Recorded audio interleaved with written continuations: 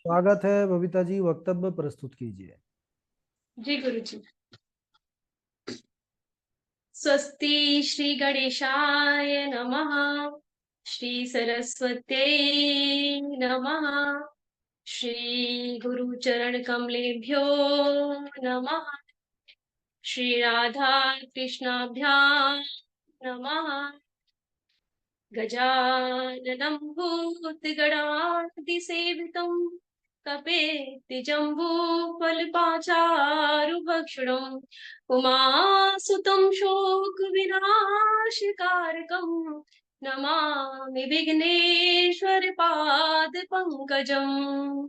नमः परमहंसा स्वदत्तचरणकमल चिन्मकरन्दाय भक्त जन मानस निवासाय श्री रामचंद्राय कृष्ण त्वदीय पद पंकज पंजरान्ते अद्वैत विशतु मानस राज हंसा प्राण प्रयाण समय कपुवात पेतै कंछावरोधन विधौ स्मरणं कुतस्ते नारायणं नमस्कृत्य नरं चैव नरोत्तमं देवीं सरस्वतीं व्यासं ततो जयामुदीरये।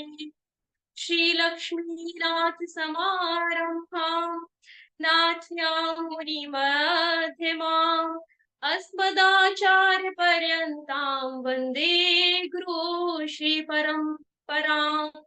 अञ्जनानन्दनं वीरं जानकी शोकनाशनं कपीशमक्षहन्तारं वन्दे लङ्कां भयङ्करम्।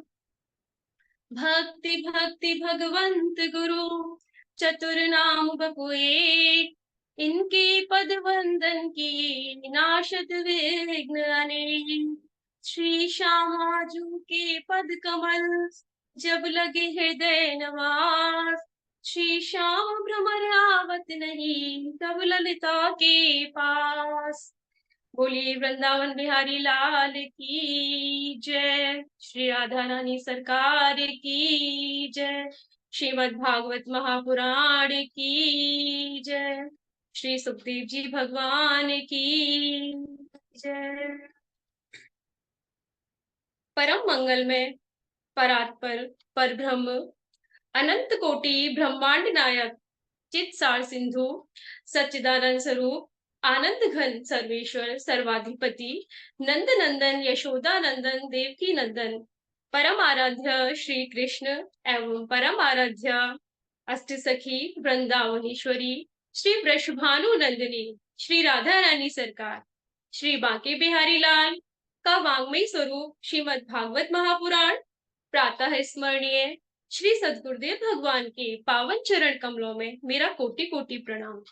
यहाँ उपस्थित परम पूज्य गुरुदेव, सभी आचार्यगण, सभी भागवत कथा अनुरागी धर्मबंधु बहने, आप सभी के हृदय में विराजमान श्री राधा माधव के चरणों में मेरा कोटि कोटि प्रणाम और आप सभी को मेरा प्रेम भरा राधे राधे। समस्त भूतादिक सिया राम में सब जग जानी करहु प्रणाम जोरी जुग पानी। हम सभी का परम सौभाग्य है कि हम सभी यहाँ गुरु जी की महती करुणा कृपा से श्रीमद् भागवत कथा के प्रसंगों पर विधिवत रूप से तैयारी कर रहे हैं और प्रभु के नाम का गुणगान कर रहे हैं। तो आइए हम प्रभु के नाम का स्मरण करते हैं और फिर श्रीमद् भागवत के प्रथम स्कंद में प्रवेश करते हैं। एक नजर कृपा की कर दो लाडली श्री राधे। एक नजर कृपा की कर दो लाडली श्री राधे। भक्तों की झोली भर दो लाडली श्री राधे। भक्तों की झोली भर दो लाडली श्री राधे। लाडली श्री राधे स्वामिनी श्री राधे। दासी की झोली भर दो लाडली श्री राधे। एक नजर कृपा की कर दो लाडली श्री राधे। माना कि मैं पतित बहुत हूँ, माना कि मैं पतित बहुत हूँ, तेरो पतित पावन है नाम लाडली श्री राधे। तेरो पतित पावन है नाम लाडली श्री राधे। लाडली श्री राधे, स्वामिनी श्री राधे। एक नजर कृपा की कर दो लाडली श्री राधे। बोलिए राधा रानी सरकार की जय। तो गत वक्तव्य में हमने श्रीमद् भागवत महापुराण के महात्म्य के विषय में श्रवण किया था। आज हम श्रीमद् भागवत के प्रथम स्कंद में प्रवेश करने जा रहे हैं। तो यह जो भागवत की कथा है, यह श्री हरि का ही साक्षात स्वरूप है, उनकी ही साक्षात शब्दमय मूर्ति है, साक्षात वांग्मयी मूर्ति है। कौशिकी संहिता में भी कहा गया है, पादौ तु प्रथमः स्कंदः द्वितीयो जाननी श्रुतः तृतीया संस्थनिगेयं चतुर्थः कचिरुच्यते। नाभि तु पंचमं विद्यात् हृदयं षष्ठम् ईरितं सप्तमस्तु उरः प्रोक्तम् अष्टमः कंठरुच्यते।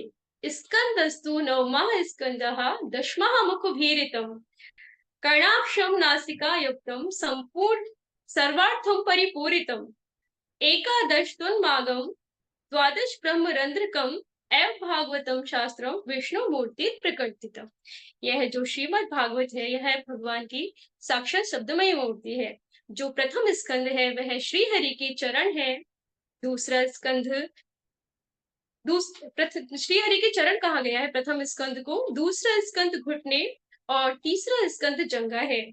चतुर्थ स्कंद कमर, पंचम स्कंद नाभि, षष्ठम स्कंद हृदय, सप्तम स्कंद छाती, आठवां स्कंद अष्टम स्कंद कंठ है, नवम स्कंद कंधे है और दसवां स्कंद जो दशम स्कंद है वह भगवान श्री हरि का संपूर्ण मुखमंडल है। 11वें स्कंद को मस्तक तथा 12वें स्कंद को स्कंद ब्रह्मरंध्र कहा गया है। इस प्रकार यह जो श्रीमद् भागवत की कथा है, यह जो श्रीमद् भागवत महापुराण है, यह भगवान श्री हरि की साक्षात शब्दमयी वांग्मयी मूर्ति है, साक्षात श्री हरि का ही स्वरूप है। आप सभी जानते हो कि किसी कार्य को प्रारंभ करने से पहले सबसे पहले हमें भगवान के नाम का आश्रय अवश्य ही लेना चाहिए, अर्थात मंगलाचरण अवश्य ही करना चाहिए, क्योंकि मंगलाचरण करने से श्री हरि की जो कृपा है वह हमें साक्षात प्राप्त हो जाती है और हम जिस कार्य के लिए मंगलाचरण करना चाहते हैं वह कार्य भी श्री हरि की कृपा से पूर्ण होने के लिए सज्ज हो जाता है। हमारे पुराण आदि जितने भी ग्रंथ हैं सभी में मंगलाचरण किया गया है। सभी मंगलाचरण में प्राय देवी देवता का ही नाम दिया गया है, लेकिन महाराज ये जो श्रीमद् भागवत की कथा है यहाँ पर किसी देवी देवता का नाम नहीं है। यहाँ तो सत्य स्वरूप सच्चिदानंद घन स्वयं श्री परमात्मा का ही नाम है, उन्हीं का ही स्तवन किया गया है जो सत स्वरूप है और सत्य है। यहाँ मंगलाचरण के स्वरूप में श्री वेद व्यास जी ने उन शुष्क ज्ञानियों को समझाने का प्रयत्न किया है जो भगवान के नाम को, उनकी लीलाओं को, उनके धाम को मिथ्या कहते हैं, स्थिर नहीं मानते, शाश्वत नहीं मानते। जो ये तो कहते हैं कि ब्रह्म सत्यम जगन मिथ्या, लेकिन वो ये मानते हैं कि भगवान जब अवतार लेते हैं तो वह प्रभु के स्वरूप को वह मिथ्या कहने लग जाते हैं। उन्हीं सबको और हम सबको संदेश देने के लिए श्री वेदव्यास जी ने मंगलाचरण का यहाँ पर विधान किया है। यहाँ पर सत्यम परम धीमहि शब्द का प्रयोग किया है। वास्तव में वही परम सत्य है। जन्मांधस्य यतोऽन्वयादितरतश् चार्थेष्वभिज्ञास्वराट् तेने ब्रह्म हृदय आदि कवये मुह्यन्ति यत् सूर्यः तेजो वारिमृदां यथा विनिमयो यत्र त्रिसर्गो मृषा धाम्ना श्रेण सदा निरस्त कुहुकम सत्यम परम धीमहि। यानी जो ब्रह्मांड के कण कण में विद्यमान है, जो कण कण का निर्माण करते हैं, वही संसार की उत्पत्ति के, पालन के और संहार के एकमात्र हेतु है, मात्र कारण है। सारे ब्रह्मांड की रक्षक, संपूर्ण ब्रह्मांड के जो रक्षक हैं, जो सत पदार्थों में अनुगत है और असत पदार्थों से हमेशा ही पृथक रहते हैं, सर्वज्ञ है, सब कुछ जानने वाले हैं, प्रकाशमान है, सभी जगह उन्हीं की सत्ता विद्यमान है, जिन्होंने ब्रह्मा जी को स्वयं वेदों का ज्ञान प्रदान किया। ऐसे भगवान के स्वरूप को स्वयं देवता भी नहीं जान पाते हैं, जो स्वयं सूर्य भगवान को भी प्रकाश प्रदान करते हैं, जो माया से हमेशा ही पृथक रहते हैं। ऐसे सत्य स्वरूप भगवान का हम ध्यान करते हैं, उन्हें हम प्रणाम करते हैं। धर्मः प्रोक्षित कैत्र गोत्र परमो निर्मत्सराणां सतां वेद्यं वास्तमत्र वस्तु शिवदम् तापत्रयोन्मूलनम् श्रीमद्भागवते महामुनिकृते किंवा परैरीश्वरा सद्यो हृदयवरुध्यते त्रिकृतिभिः शुश्रूभिस्तत्क्षणात्। धर्मः प्रोक्षित कैत्र गोत्र परमो, यहाँ भगवान के विषय में बताया गया है। जो श्रीमद् भागवत का क्या विषय है, तो यहाँ महाराज जो छल कपट और द्वेष जो से रहित जो है, उसके विषय में यहाँ पर अर्थात परम धर्म का यहाँ निरूपण किया गया है। बोले तो भागवत का सच्चा अधिकारी कौन है? निर्मत्सराणाम सताम, जो निर्मत्सर है, सताम मतलब सज्जन पुरुष है, उसी को श्रीमद् भागवत का सच्चा अधिकारी, वास्तविक अधिकारी बताया गया है। अब निर्मत्सर, निर्मत्सर कौन है अर्थात मत्सर से रहित कौन है? सबसे पहले तो हमें ये जानना चाहिए कि मत्सर किसको कहते हैं, कौन है मत्सर।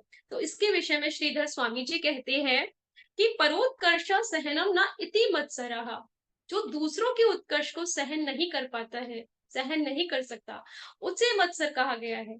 जो दूसरों की खुशी को सहन ना कर सके, दूसरों की उन्नति को सहन ना कर सके, जिसका अंतःकरण शुद्ध नहीं है, वही वास्तव में मत्सर है। जिसका हृदय निर्मल नहीं है, शुद्ध नहीं है, जो दूसरों की उन्नति को चाह नहीं सके, ऐसे लोगों को मत्सर कहा गया है।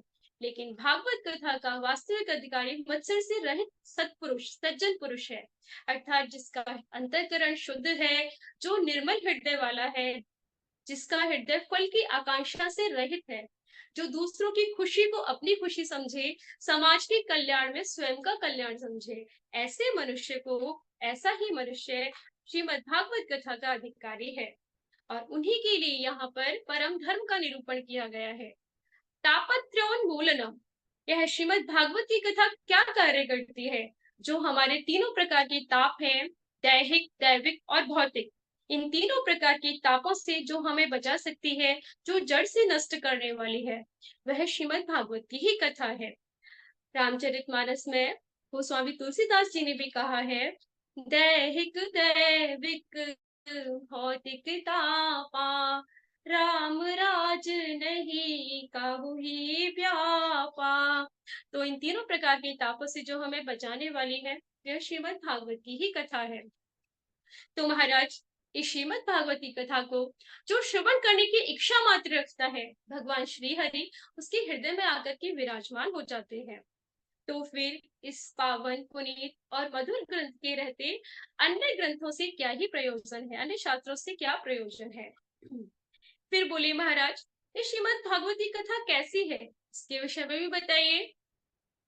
निगम कल्प तरोर गलितम फलम शुक मुखादिमृत द्रव संयुतम पिबति भागवतम रसमालयम मुहुरहो रसिका भुवि भावुका। तो महाराज, यह निगम से वेदों का तात्पर्य बताया गया है, वेदों के लिए कहा गया है निगम शब्द। यह जो श्रीमद् भागवत की कथा है, यह वेद रूपी वृक्ष का पका हुआ फल है। क्योंकि महाराज कच्चे फल में वह स्वाद नहीं होता जो एक पके हुए फल में स्वाद होता है। अब शुक मुखाद मृत द्रव संयुतम, यह शुक जैसे कोई फल शुक के द्वारा, तोते के द्वारा काट लिए जाने पर और भी अधिक मधुर, स्वादिष्ट और मीठा हो जाता है।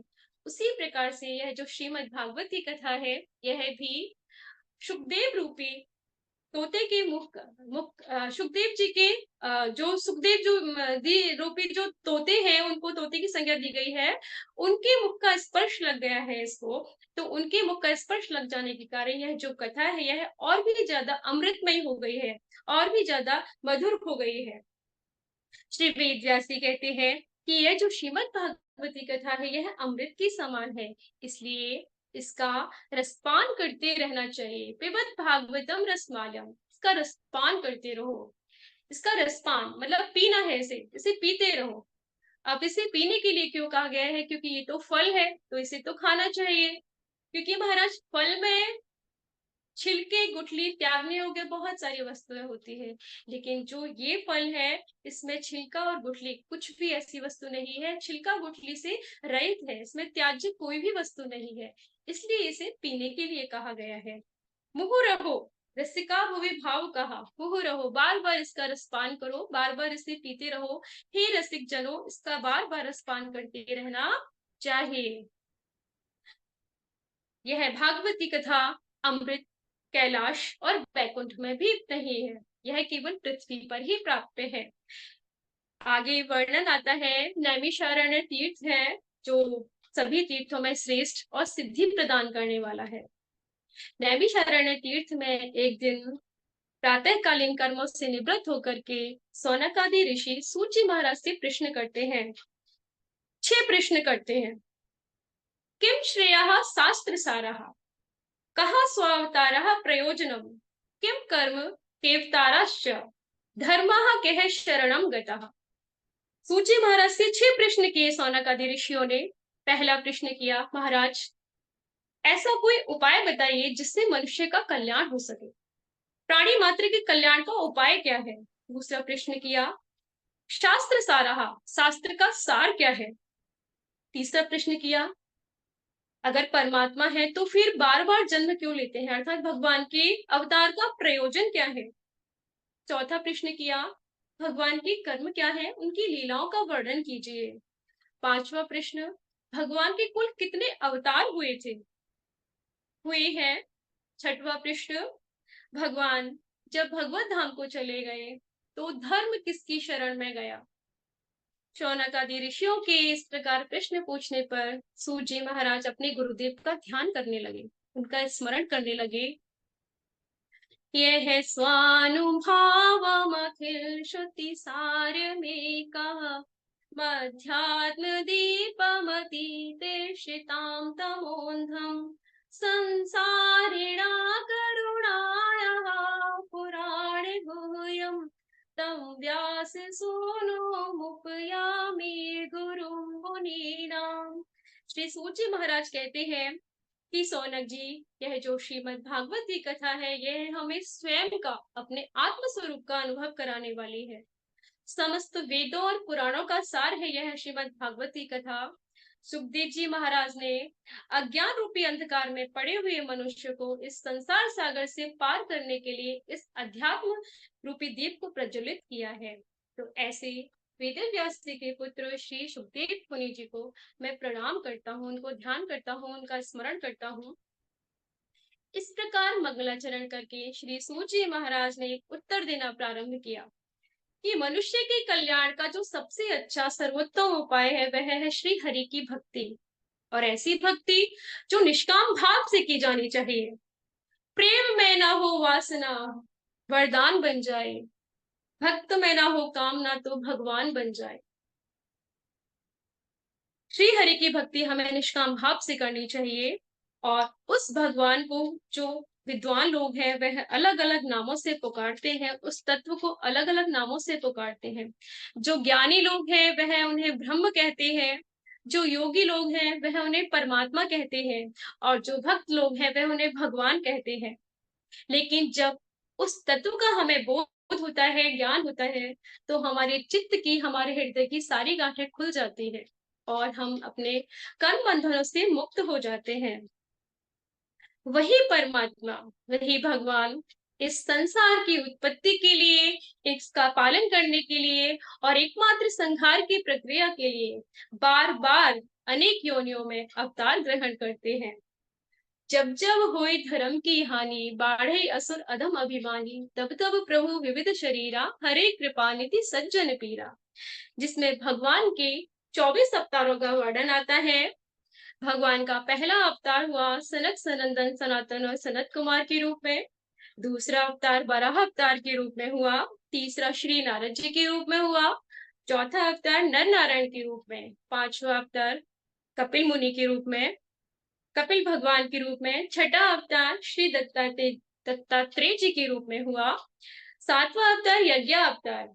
आठवां ऋषभदेव जी के रूप में हुआ। नौवां अवतार महाराज पृथु के रूप में हुआ और 10वां अवतार मत्स्य के रूप में हुआ। 11वां अवतार कच्छप के रूप में हुआ। 12वां अवतार धन्वंतरी और 13वां अवतार मोहिनी के रूप में हुआ। 14वां अवतार नृसिंह भगवान के रूप में। 15वां अवतार बावन भगवान के रूप में। 16वां अवतार भगवान परशुराम के रूप में हुआ। 17वां अवतार श्री वेदव्यास जी के रूप में हुआ। 18वां जो अवतार है वह मर्यादा पुरुषोत्तम भगवान श्री राम के रूप में हुआ। 19वां और 20वां अवतार श्री बलराम जी और प्रभु श्री कृष्ण के रूप में हुआ। 21वां अवतार श्री हरि के रूप में हुआ। 22वां अवतार हंस अवतार। 23वां अवतार बुद्ध अवतार हुआ और 24वां अवतार भगवान कल्कि के रूप में लेंगे। जब कलयुग की समाप्ति हो जाएगी, कलयुग की समाप्ति पर संभल गांव में भगवान विष्णु यस ब्राह्मण के घर अवतार ग्रहण करेंगे।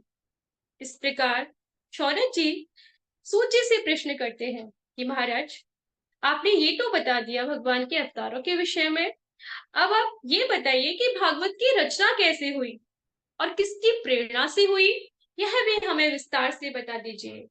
तब सूची महाराज कहते हैं कि द्वापर में महर्षि पाराशर के द्वारा वसुमती कन्या सत्यवती के गर्भ से श्री वेदव्यासी का जन्म हुआ, जिन्होंने 4 वेद, 6 शास्त्र और 17 पुराणों की रचना की। फिर भी वेदव्यासी के मन को संतोष प्राप्त नहीं हुआ। एक दिन सरस्वती नदी के तट पर बैठे विचार कर रहे थे कि ऐसा क्या हो गया, ऐसा क्या छूट गया है मुझसे जो मेरे मन को संतोष प्राप्त नहीं हो रहा है। मेरा मन बहुत असंतोष में हो रहा है। मैंने वेद लिखे, पुराण लिखे, शास्त्र लिखे और महाभारत जैसा विशाल ग्रंथ मैंने लिखा, लेकिन फिर भी मेरा मन असंतोष में हो रहा है। वह प्रभु का स्मरण कर रहे थे, प्रभु का स्मरण करने लगे। तभी वहां उसी समय नारद जी भगवान नाम का आश्रय लेते हुए आए। नारद जी बोले, क्या बात है मुनिवर, आप बहुत अप्रसन्न दिखाई दे रहे हो। व्यास जी बोले, नारद जी, मुझे समझ नहीं आ रहा कि ऐसा क्या छूट रहा है जो मेरा मन बहुत असंतोष में हो रहा है। नारद जी कहने लगे कि वेद व्यास जी, आपने वेदों की रचना की, पुराणों की रचना की, शास्त्रों की रचना की, लेकिन आपने भगवान की और भगवान की भक्ति का वर्णन नहीं किया। आपने उनकी लीलाओं का वर्णन नहीं किया, उनकी सुंदर सुंदर लीलाओं का वर्णन कीजिए, भगवान की सुंदर सुंदर चरित्रों का वर्णन कीजिए। भगवान श्री हरि तो करुणा के सागर है, वो आपके ऊपर कृपा अवश्य करेंगे और आपका मन अवश्य ही संतोष से युक्त हो जाएगा। तभी जाकर आपके मन को भी संतोष प्राप्त होगा। वेदव्यास जी बोले कि आपके पास इसका कोई प्रमाण है। तो नारद जी बोले, हाँ महाराज, है मेरे पास। मैं आपको अपने पूर्व जन्म का वृतांत सुनाता हूँ। मैं पूर्व जन्म में एक दासी का पुत्र था। मेरी माँ एक ब्राह्मण के यहाँ सेवा भजन इत्यादि का कार्य किया करती थी। मेरे पिताजी का स्वर्गवास हो गया था। उस ब्राह्मण की बहुत सेवा करती थी मेरी माँ। एक दिन उस ब्राह्मण के यहाँ चातुर्मास व्यतीत करने के लिए बहुत सारे ब्राह्मण आए। तो मेरी माँ उनकी भी नित्य नियम से सेवा पूजा आदि किया करती थी। मैं भी अपनी माँ के अनुसार अनुसरण में उनकी देखा देखी उनकी सेवा पूजा आदि किया करता था। जैसे ही चातुर्मास व्यतीत हुआ तो वह ब्राह्मण देव जाने लगे वहां से। तो मैं भी महाराज उनके पीछे पीछे चल दिया उनके साथ जाने के लिए। लेकिन उन्होंने कहा कि नहीं पुत्र, अभी नहीं, क्योंकि अभी तुम्हारा जाने का समय नहीं आया है, क्योंकि अभी आपकी माँ जीवित है और इनका तुम्हारे सिवा कोई भी नहीं है। अभी आप इनको आपकी ज़रूरत है, तो आप यहीं रहिए। और उन्होंने मुझे एक मंत्र दिया, नमो भगवते तुभ्यं वासुदेवाय धीमहि प्रद्युम्नाय निरुद्धाय नमः संकर्षणाय च। उन्होंने एक मंत्र मुझे दिया जिसका जप करने के लिए उन्होंने मुझसे कहा, और ये भी कहा कि आप इसका जप करोगे तो आपको भगवान का दर्शन अवश्य ही होगा। तो महाराज, उनके जाने के बाद मैं दिन रात उस मंत्र का जप करने लगा। दिन रात मैं उस मंत्र का जप करता और प्रभु के दर्शनों की अभिलाषा भी करता।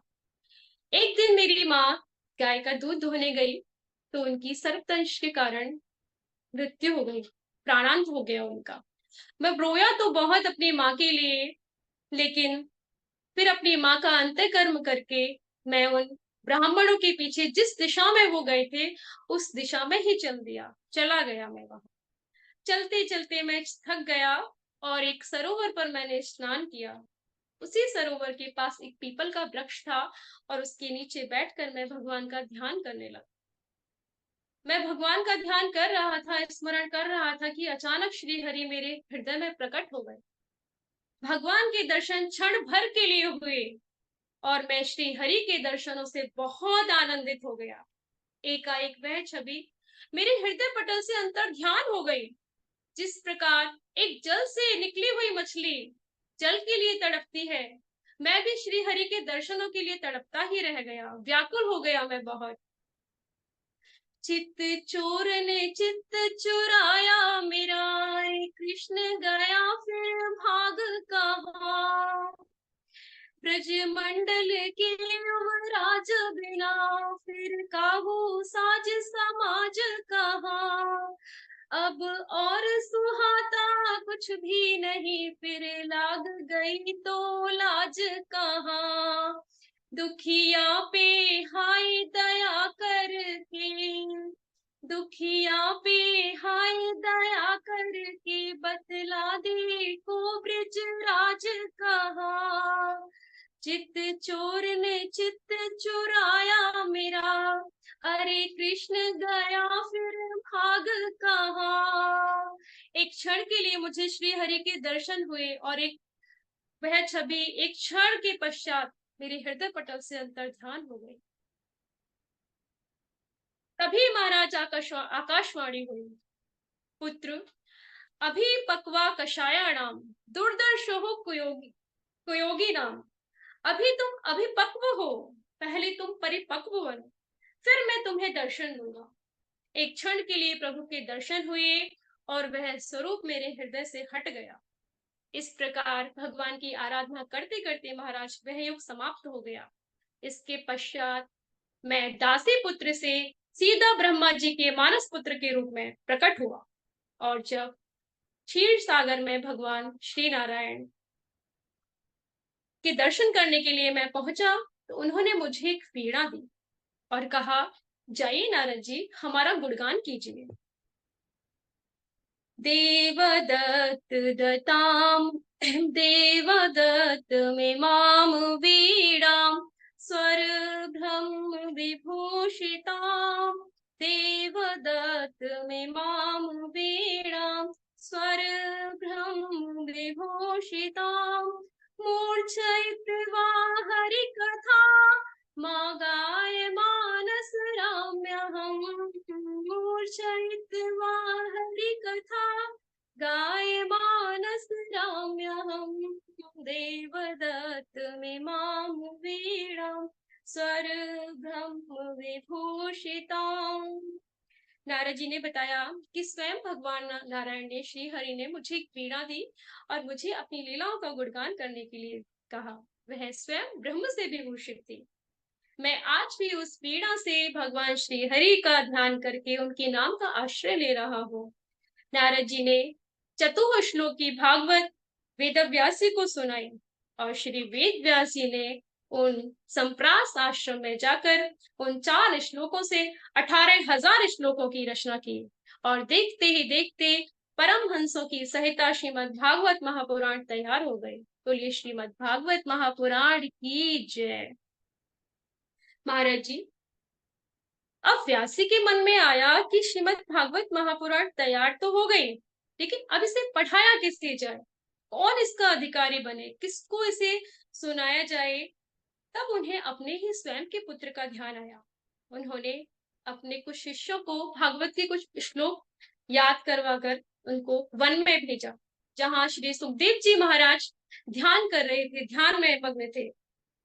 एक शिष्य ने बोला, वरहापीडं नटवर वपुः कर्णयो कर्णिकारं बिभ्रत वासं कनककपिशं वैजयन्तीं च मालां रन्ध्रान् वेणोरधर सुधया पूरयन् गोपवृन्दै वृन्दारण्यं स्वपदरमणं प्राविशद गीत कीर्ति। श्लोक सुनते ही पहला श्लोक श्री सुखदेव जी महाराज ने सुना। जो समाधि में, जो ध्यान में मग्न थे, और श्लोक सुन करके उनकी समाधि टूट गई। विचार किया कि ये कृष्ण कितना ही सुंदर है, कितना अद्भुत रूप है इस कृष्ण का। सर पर मोर मुकुट, सर पर मुकुट लगा हुआ है और उस पर मोर पंख लगा हुआ है। कान में कनेर के पुष्प लगे हुए हैं। 3 जगह से जो टेढ़े मेढ़े हैं, शरीर पर पीतांबर वस्त्र धारण कर रखा है, गले में वैजयंती माला है, और जिन्हें गोपियों ने चारों ओर से घेर रखा है। गोप ग्वाल जिनकी चरण सेवा में लगे हुए हैं। ऐसे नटवर कृष्ण का श्रृंगार कितना अद्भुत है, कितना सुंदर है। उसके मुख पर मधुर बंशी लगी हुई है, मधुर बंशी की मधुर तान बजा रहा है वह। इतना ही श्लोक उन्होंने सुना और वो विचार करने लगे कि जिसका रूप इतना सुंदर होता है, वह स्वभाव से अवश्य अभिमानी होगा।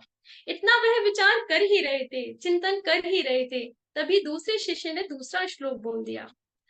अहो बकीयं स्तनकालकूटं जिघ्रांसयापायदप्य साध्वी लेभे गतिं धातृचितां ततोऽन्यं केवा दयालुं शरणं व्रजेम। दूसरे श्लोक में भगवान की कृपालुता का वर्णन किया गया है, भगवान के स्वभाव का वर्णन किया गया है कि जो बकासुर की भांजी पूतना, जो अपने स्तनों में जहर लगा कर के आई थी, भगवान श्री हरि ठाकुर जी इतने दयालु हैं, इतने करुणामय हैं कि उन्होंने उसको भी माँ की गति प्रदान कर दी। सुखदेव जी ने श्लोक सुने और उन शिष्यों के साथ वह अपने पिताजी के पास गए। सूची बोले, शौनक जी, इस प्रकार व्यासी ने श्री सुखदेव जी महाराज को भागवत कथा अमृत रूपी ज्ञान कराया, रसपान कराया। भगवान का नाम श्री कृष्ण है, जो भक्तों को अपनी ओर खींच लेता है। कर्षति इति कृष्णः, वही कृष्ण है। आगे सौनकादि ऋषियों ने सूची महाराज से कहा कि महाराज, राजा परीक्षित तो सम्राट है, फिर उन्होंने श्रीमद् भागवत कथा कैसे सुनी, उनके पास इतना समय कहाँ से आया और किस कारण से सुनी, यह भी हमें विस्तार से बताइए। और सुखदेव जी तो एक जगह रुकते ही नहीं है, टिकते ही नहीं है, फिर उन्होंने इसको सुनाया कैसे, तो वह भी हमें बताइए, विस्तार से बताइए, इसका आयोजन कैसे हुआ। सूची ने कथा शुरू की महाभारत के अंतिम चरण से। यथा मृधि कौरव संजनाया वीरेष्वतो वीरगतिं गतेषु ब्रकोदरावेद्य गदाभिमर्श भग्नोरुदण्डे धृतराष्ट्रपुत्रे।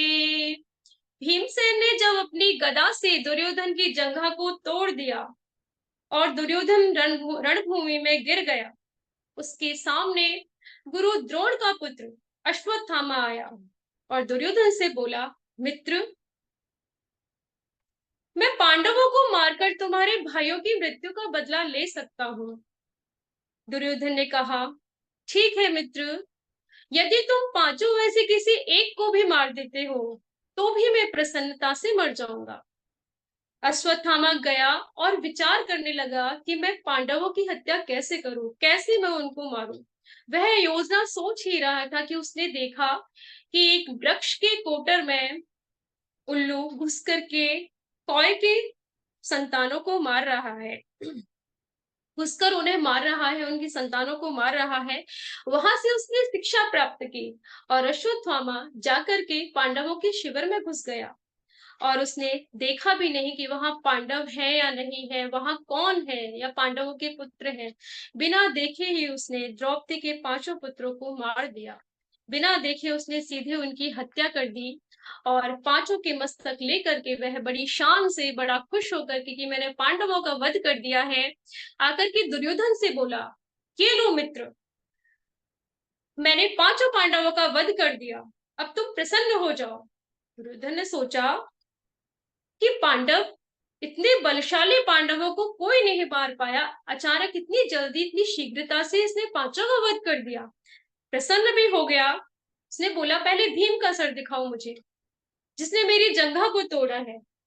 उसने उसके अंदर से भीम का सर निकाला। दुर्योधन प्रसन्न हो गया देख करके। देखिए, रात्रि का अंधकार था, दूर से उसने देखा, तो उसने बोला, नजदीक लेकर आओ मेरे पास। जैसे ही वो नजदीक लेकर आया तो दुर्योधन बोला, अरे मित्र, ये क्या कर दिया तुमने? ये पांडव नहीं है, ये पांडव नहीं है, ये तो पांडवों के पुत्र हैं। तुमने तो हमारे वंश का ही नाश कर दिया। उसे पहले थोड़ी प्रसन्नता हुई थी कि पांडव मर गए या मेरे भाइयों की मृत्यु का बदला ले लिया, लेकिन बाद में उसे दुख हुआ कि हमारे वंश का नाश हो गया। ऐसे सुख दुख के क्षण में जो उसे श्राप मिला हुआ था कि तुम्हारी मृत्यु सुख दुख दोनों की अनुभूति करते हुए होगी, उसी सुख दुख की अनुभूति करते हुए उसके प्राणों का अंत हो गया, उसने अपने प्राणों को त्याग दिया। इधर जैसे ही पांडव के पुत्रों के का वध किया अश्वत्थामा ने, जैसे ही द्रौपदी को पता चला कि उसके पुत्र मारे गए हैं, वह विलाप करने लगी। माता शिशूनां निधनं सुतानां निशम्य घोरं परिताप्यमाना तदा रुद्धदाश्पुस्तकलाकुलाक्षी तां सान्त्वन्याः किरीटमाली। एक माता के लिए इससे बड़ा दुख क्या होगा कि उसके पांच पांच पुत्रों की हत्या कर दी गई हो। विलाप करने लगी द्रौपदी अपने पांच पांच पुत्रों के वध से। इधर अश्वत्थामा को पता चला कि मैंने पांडवों के पुत्रों का वध कर दिया है, तो वह भागने लगा। अर्जुन श्री कृष्ण के साथ अश्वत्थामा के पीछे भागने लगे। तभी अश्वत्थामा ने ब्रह्मास्त्र चला दिया। अश्वत्थामा को ब्रह्मास्त्र चलाना तो आता था, लेकिन उसे वापस लौटाना नहीं आता था। भगवान ने कहा, अर्जुन तुम ब्रह्मास्त्र चलाओ, क्योंकि इसे ब्रह्मास्त्र चलाना आता है लेकिन लौटाना नहीं आता। अर्जुन ने ब्रह्मास्त्र चलाया और जब दोनों ब्रह्मास्त्र टकरा करके तीनों लोगों को ध्वस्त करने लगे, तो भगवान श्री कृष्ण ने कहा, अर्जुन इन दोनों ब्रह्मास्त्र को वापस लौटाओ। तब अर्जुन ने वो दोनों ब्रह्मास्त्र वापस लौटाए और अश्वत्थामा को बांध करके द्रौपदी के सामने लाकर के पटक दिया। द्रौपदी बोली, मुच्यताम मुच्यताम मेष ब्राह्मणो नितराम गुरु, छोड़ दो इन्हें, छोड़ दो, क्योंकि ये गुरु पुत्र हैं। अर्जुन ने भगवान से पूछा कि आप ही बताइए प्रभु, मैं क्या करूं, क्या करना चाहिए मुझे? तो श्री कृष्ण बोले कि ब्राह्मण को मारना नहीं चाहिए और आतताई हो तो उसे छोड़ना भी नहीं चाहिए। अर्जुन श्री कृष्ण भगवान के मन की बात को समझ गए और उन्हें भगवान का एक वाक्य स्मरण में आया, संभावितस्य चा कीर्ति मरणादिति रिच्यते। यह गीता में भगवान श्री कृष्ण ने कहा है कि ब्राह्मण यदि आतताई है तो उसका अपमान ही उसका वध समान है। उसका शारीरिक वध करना जरूरी नहीं है, उसका अपमान कर दो, वही उसके वध के समान है। जैसे ही अर्जुन को यह याद आया, उसने अश्वत्थामा के सर से चमकती हुई मणि को निकाल लिया, उसके बालों को मोड़ दिया, उसका अपमान कर दिया और उसे धक्के मार करके शिविर से बाहर निकाल दिया। अश्वत्थामा ने भी प्रतिज्ञा कर ली कि पांडवों के वंश में किसी को पानी देने लायक भी नहीं छोड़ूंगा। पांडवों को समझा बुझाकर भगवान द्वारिका जाने के लिए तैयार हुए अद्भुत झांकी है भगवान की, बहुत सुंदर दर्शन हो रहे हैं। सभी लोग भगवान की अद्भुत झांकी का दर्शन कर रहे हैं। तभी भीड़ को चीरती हुई एक अबला नारी पुकारती हुई भगवान के चरणों में गिर करके बोली, पा पाहि पाहि महायोगी देव जगतपते, नान्यं त्वद्भयं पश्येयत्र मृत्यु परस्परम। वह स्त्री कोई और नहीं बल्कि अभिमन्यु की पत्नी ही थी। श्री कृष्ण के चरणों में गिरकर के बोली, हे प्रभु, हे नाथ, हे जगतपति, देवाधिदेव मेरी रक्षा करो, मेरी संतान की रक्षा करो। अगर मैं मुझे अपनी चिंता नहीं है, पर मेरे गर्भ में जो संतान है उस उसको आप बचा लो। यह जो आग का गोला है मेरी तरफ ही आ रहा है, इसे मेरी गर्भ को नष्ट होने से बचा लीजिए।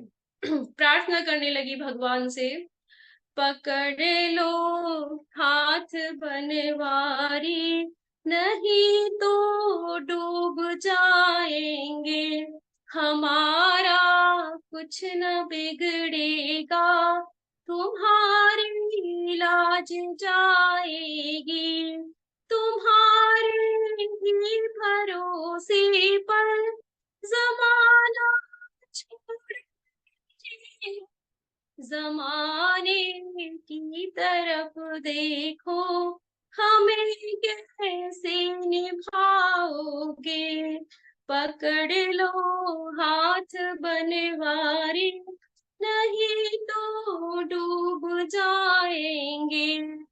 भगवान श्री भगवान श्री कृष्ण ने उत्तरा को सांत्वना दी और उत्तरा के गर्भ में अंगुष्ठ मात्र का रूप धारण करके प्रवेश किया भगवान ने।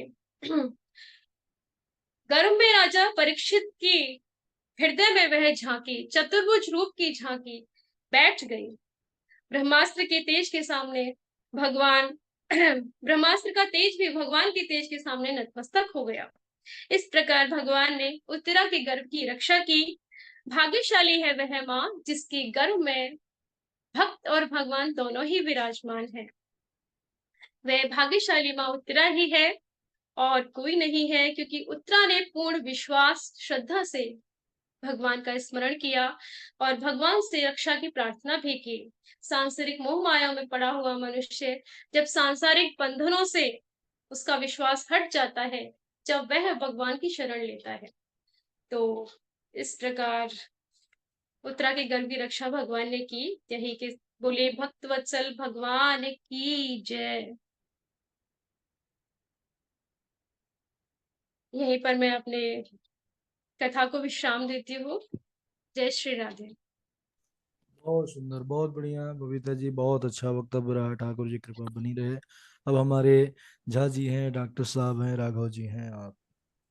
बहुत सुंदर वक्तव्य बबीता जी, बहुत सुंदर। चरित्र राधे के राधे साथ साथ श्लोक भी बहुत सुंदर। इतना स्पष्ट वक्तव्य।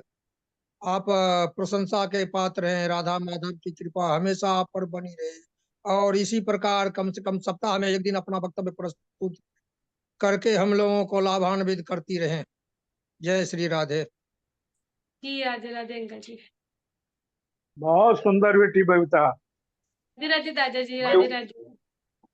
उत्तरोत्तर बहुत बढ़िया परिष्कार हो रहा है, बहुत सुंदर। आज का वक्तव्य तो सत्यम शिवम सुंदरम। बहुत सुंदर बेटी। धन्यवाद। सभी के लिए बहुत सारा हाँ, धन्यवाद। इतनी सारी मैसेज आप सबने बहुत, सबके लिए राधे स्वरूप राधे। और वक्तव्य दोनों बहुत अच्छा रहा दीदी। राघव भैया धन्यवाद।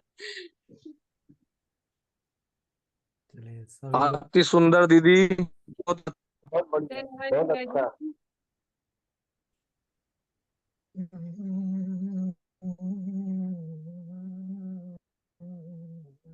ठीक है, इसी प्रकार